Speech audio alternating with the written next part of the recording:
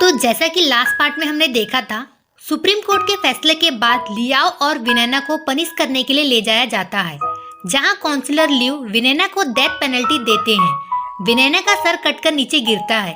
ये देखकर लियाओ काफी ज्यादा गुस्सा हो जाता है और वो प्लेनेटरी लेवल को अचीव करके लीथल लाइट की मदद से वहां से भाग जाता है। और इधर लुओ फेंग सब कुछ मॉनिटर पे देख रहा था। फिर वो फौरन अपने हेवनली फॉर्बिटल शटल से वहां पहुंचता है। आगे वो देखता है लियाओ के लीथल लाइट के अटैक से सभी मार्शल आर्टिस्ट मर चुके हैं और सिर्फ काउंसलर लिव की सांस चल रही थी, लेकिन वो काफी ज्यादा इंजर्ड होते हैं।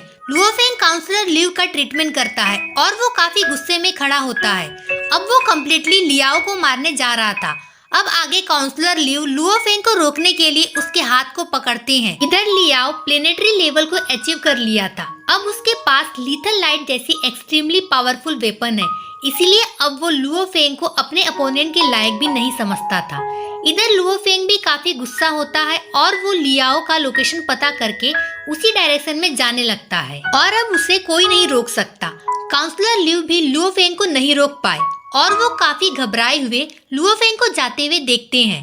फिर वो फौरन लीडर होंग को कॉल करके सारी बात बताता है कि लियाओ प्लेनेटरी लेवल को अचीव करके लीथल लाइट की मदद से भाग गया है और अब लुओ फेंग अकेले ही लियाओ से फाइट करने जा रहा है। ये सुनकर लीडर होंग भी घबरा जाते हैं और वो फौरन कुछ गार्ड को फेंग के सपोर्ट के लिए भेज देते हैं। लीडर होंग भी काउंसलर लुई जैसे घबराए हुए थे। ऐसा इसीलिए था क्योंकि फेंग काफी कम एज में ही इतना ज्यादा पावरफुल हो गया है और उसके पास काफी ग्रेट पोटेंशियल है, लेकिन अभी तक फेंग प्लेनेट लेवल को ब्रेक नहीं किया है। इसीलिए सभी लोग फेंग को लेकर परेशान हो रहे थे और उसे कोई भी खोना नहीं चाहता है। इधर लियाओ पहले ही प्रेडिक्ट कर लिया था कि जरूर लुओ फेंग उससे फाइट करने आएगा, इसीलिए वो ज्यादा दूर नहीं भागता। जब वो देखता है कि लुओ फेंग उसके करीब आ रहा है तो वो गुस्से से स्माइल करता है और वो काफी जोर से चिल्लाता है। उसका ऑरा अपनी हाईएस्ट लेवल तक पहुंच गया था।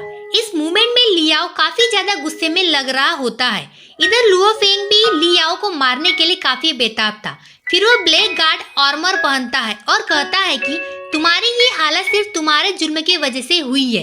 ये सुनकर लियाओ को और भी ज्यादा गुस्सा आता है। उसका ऑरा और भी टेरिफाइंग लेवल तक पहुंच जाता है। उसके पास अब खोने के लिए कुछ भी नहीं है क्योंकि विनेना और उसका बेटा पहले ही मर चुका है, इसलिए वो अब बिना डरे लुओ फेंग से फाइट करने के लिए जाता है। लियाओ की बॉडी से लाइट रिलीज होती है और वो लुओ फेंग पे अटैक कर देता है और इस फाइट में लियाओ शुरुआत से ही अपनी लाइफ के लिए लड़ रहा था, लेकिन अब उसे कोई फर्क नहीं पड़ता है कि वो कितना ज्यादा इंजर्ड है। बस वो कम्प्लीटली लुओ फेंग को मारना चाहता था। लियाओ लुओ फेंग से सॉलिड फाइट करता है और उन दोनों की पावर इतनी ज्यादा होती है कि उस क्लेशों से काफी पावरफुल साउंड वेव रिलीज होती है। आगे लियाओ लगातार लुओ फेंग पे अटैक करता है और उसका हर अटैक काफी एक्सट्रीम लेवल का था। मानो लुओ फेंग का बचना अब मुश्किल है क्योंकि लियाओ अब प्लेनेटरी लेवल पे था। इधर लुओ फेंग बड़ी मुश्किल से उसके सभी अटैक से बच रहा था। तभी उसे अपने फैमिली के बारे में याद आता है कि कैसे लियाओ ने उसकी फैमिली को टॉर्चर किया और उसके डैड का एक्सीडेंट करवाया और हर बार कितने सारे बेकसूर गार्ड्स की जान ली। ये सब याद करके लुओ फेंग और भी ज्यादा गुस्सा हो जाता है और वो अपने स्पिरिचुअल पावर को एक्सट्रीम लेवल तक ले जाता है और अब वो फ्लाइंग नाइफ्स के फर्स्ट फॉर्म यानी ड्रिलिंग कोन का यूज कर लियाओ को मारने वाला था। तभी फ्लाइंग नाइफ्स कंबाइन होकर ड्रिलिंग कोन में तब्दील हो जाते हैं और लुओ फेंग इसे अपनी स्पिरिचुअल पावर से कंट्रोल कर रहा था और अब लुओ फेंग बिना किसी डर के लियाओ पे ड्रिलिंग कोन से अटैक करता है। लियाओ को फील होता है कि ये ड्रिलिंग कोन काफी ज्यादा पावरफुल वेपन है और शायद अब उसका बच पाना बिल्कुल इम्पॉसिबल है और अगले ही पल में लियाओ की बॉडी से वो ड्रिल कोन पास हो जाती है और उसकी बॉडी से गोल्डन लाइट बाहर आती है और ड्रिलिंग कोन से लियाओ की बॉडी पूरी तरीके से तहस-नहस हो गई थी और अब फाइनली लियाओ का खेल खत्म हो गया था। ये सब कुछ एक इंटेलिजेंट फाइटर प्लेन ने रिकॉर्ड कर लिया था, जिससे ये न्यूज और फुटेज वॉर गॉड पैलेस तक पहुंच जाती है।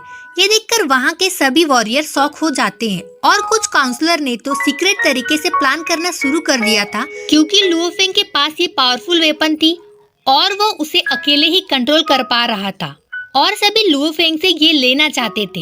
लीडर होंग को भी महसूस हो गया था कि जरूर कुछ तो गड़बड़ होने वाला है, इसलिए लीडर होंग और थंडर गॉड फौरन ही लुओ फेंग को बुलाते हैं और अब 30 से ज्यादा प्लेनेट लेवल पावर हाउस की मीटिंग होने वाली थी।